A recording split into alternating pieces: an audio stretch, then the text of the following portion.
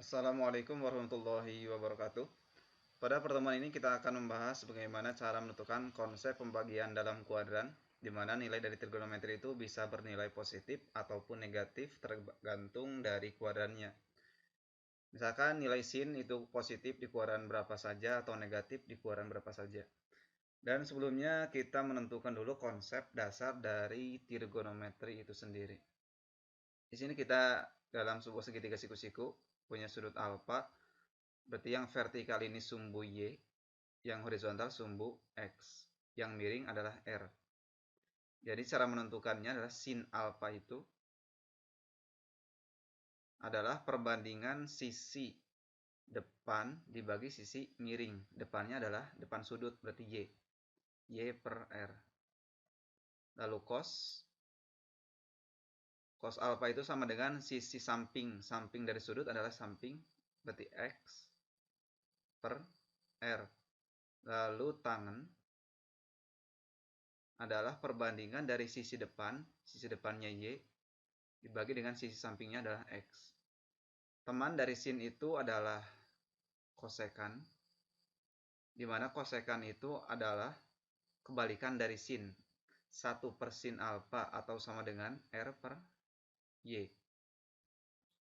Dan teman dari cos adalah sekan alfa, adalah 1 per cos alfa atau sama dengan R per X. Dan teman dari tangen adalah kotangen alfa atau sama dengan 1 per tangen alfa atau sama dengan X per Y. Di sini kita akan menuliskannya hanya sin, cos, dan tangen saja untuk menentukan positif ataukah negatif, karena nanti otomatis misalkan nanti sinnya positif, kosekan juga positif. Kalau misalkan sin negatif, otomatis kosekan juga negatif. Begitupun berlaku bagi cos, sekan, tangen, dan kotangen. Dalam kuadran ini kita punya sumbu X positif, berarti ini sumbu X positif, ini sumbu Y positif ke atas, lalu kalau ke bawah berarti sumbu Y negatif, kalau ke kiri sumbu X negatif. Kita tuliskan dulu setiap sin cos tangannya dalam kuadran. Dan sebelumnya kuadran itu kan di sini kuadran 1 antara sudut 0 sampai dengan 90 derajat. Kuadran 2 sudut di antara 90 sampai dengan 180 derajat. Kuadran 3 berarti sudut 180 sampai dengan 270 derajat.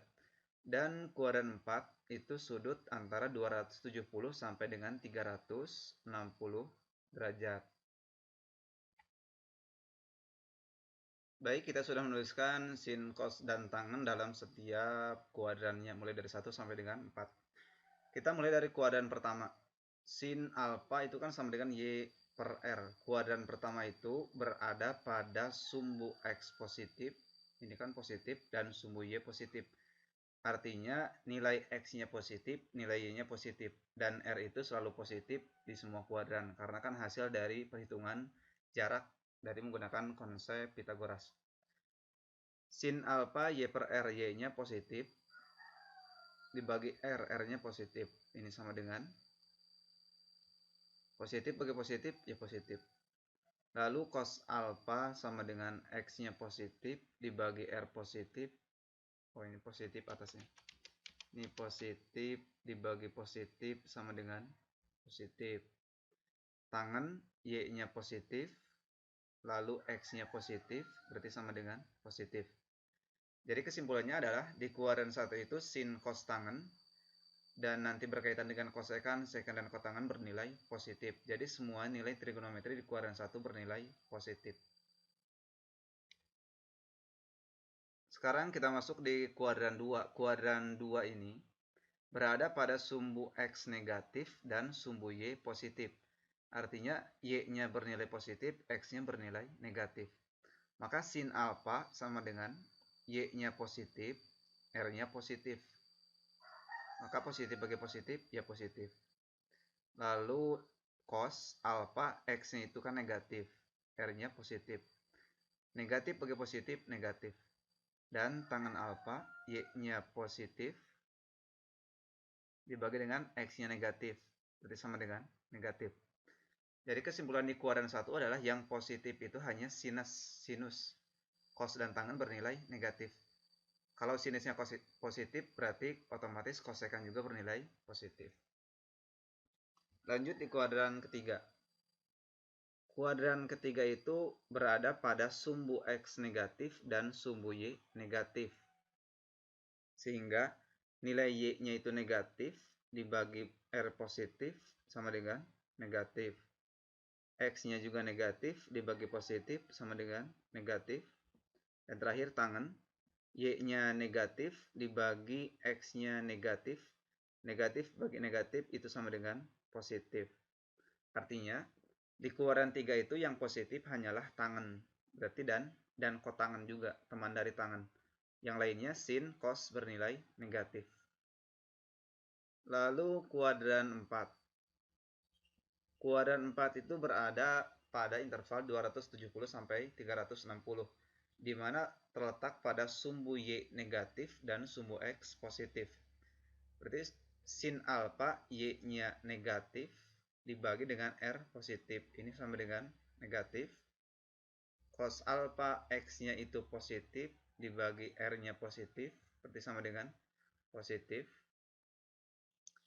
Lalu tangen alfa Y-nya itu negatif, X-nya positif, sama dengan negatif. Jadi kesimpulannya, yang positif di kuadran 4 itu adalah nilai dari cos. Jadi itulah cara menentukan apakah trigonometri itu bernilai positif atau negatif dalam setiap kuadran. Untuk cara menghafalkannya cukup mengingat yang positifnya saja. Misalkan di kuadran 1. Kuadran 1 itu kan semuanya positif. Jadi ya tidak usah dihafalkan lah, semuanya positif. Kalau kuadran kedua, yang positifnya adalah sin. Artinya selain dari sin bernilai negatif. Kecuali kosekan nanti ya, karena teman dari sin. Kuadran 3, siapa yang positif? Tangen yang positif. Berarti sin dan cos bernilai negatif. Kuadran 4, yang positif adalah cos. Berarti yang negatif adalah sin dan tangen. Jadi kalau kita rangkum dalam kuadran, kita buat lagi garis, misalkan di sini. Ini kuadran 1, ini kuadran 2, kuadran 3, dan kuadran 4. Kuadran 1 berarti semua positif. Semua positif. Kuadran 2 yang positif itu hanya sin. Sin alfa yang positif. Yang lain berarti bernilai negatif. Kuadran 3 yang positif adalah tangen alfa. Kuadran 4 yang positif adalah cos alfa.